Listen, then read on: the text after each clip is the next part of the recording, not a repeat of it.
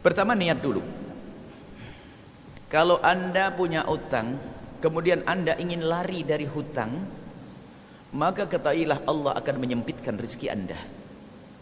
Tapi kalau Anda pinjam uang kepada orang, hutang kepada seseorang, tapi dalam hati Anda kemauan untuk membayar, Allah akan mudahkan.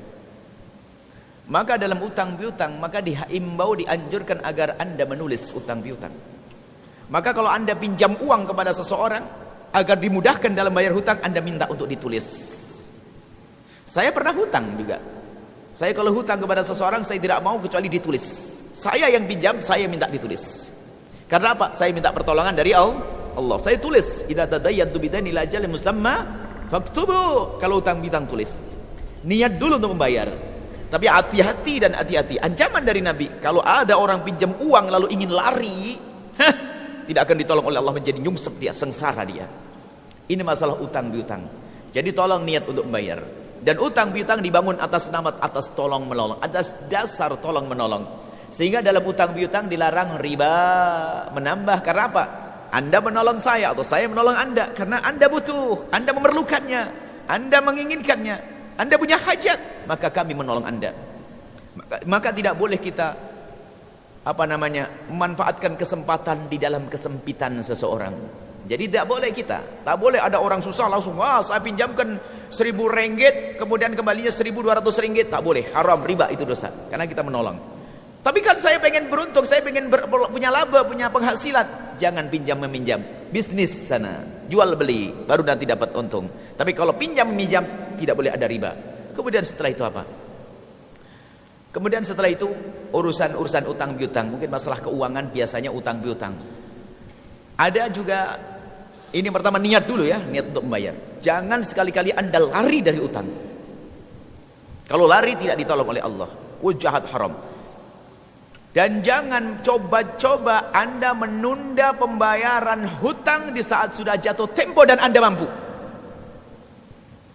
Awas. Anda mampu, misalnya Anda utang 1.000 ringgit.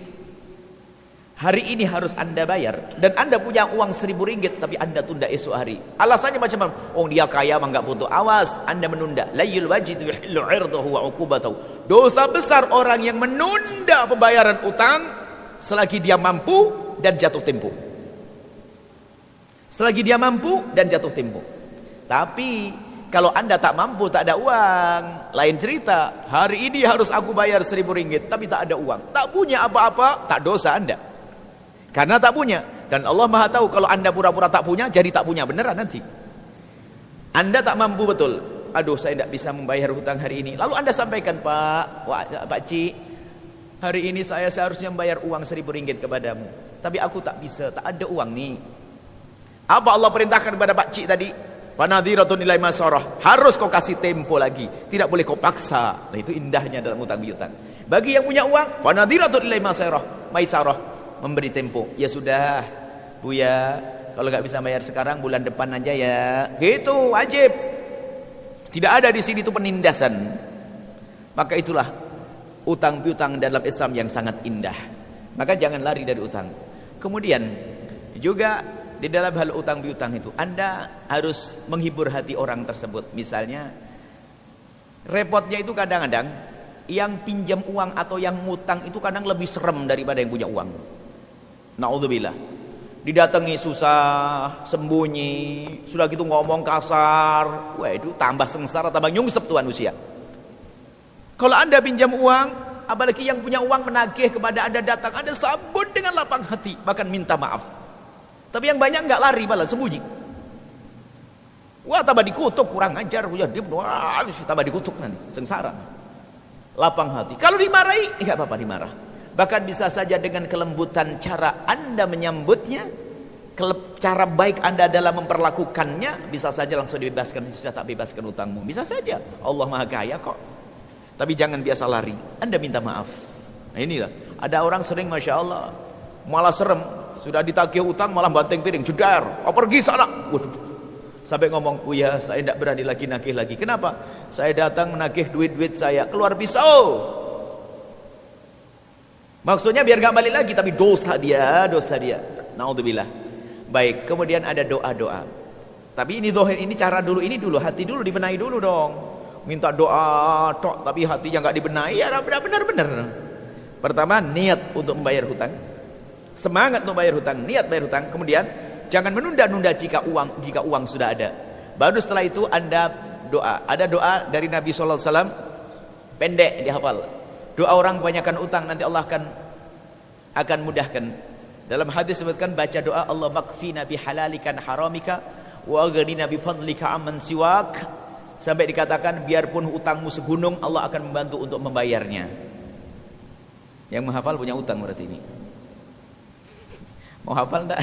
Yang mau hafal berarti banyak utangnya ini. Enggak apa-apa. Allahumma kfina bihalalika an haramik wa aghnina bifadlika amman siwak. Allahumma kfina bihalalika an haramik wa aghnina bifadlika amman siwak. Allahumma kfina bihalalika an haramik wa aghnina bifadlika amman siwak. Itu doa untuk dimudahkan bayar utang. Insyaallah. Semoga Allah menjauhkan kita daripada utang. Utang itu adalah gelisah di siang hari, susah tidur di malam hari. Itu utang. Cuman orang senang ngutang. Kalau tidak ngutang kayaknya nggak hidup. Ini kan promo-promo yang salah itu, lihat. Rumah ngutang, kereta ngutang, anting ngutang, celana ngutang, semuanya ini. Hidupnya susah dengan utang. Biasakan. Kemudian ada lagi bagaimana solusinya agar orang tak punya masalah keuangan. Solusinya adalah hiduplah engkau dengan cara hidupnya Rasulullah. Biasakan dengan kesederhanaan. Gaya hidupnya orang lain ditiru. Harus beri kereta yang macam gini, merek ini, harus begini, harus jamnya, harus macam-macam. Engkau menyiksa dirimu sendiri.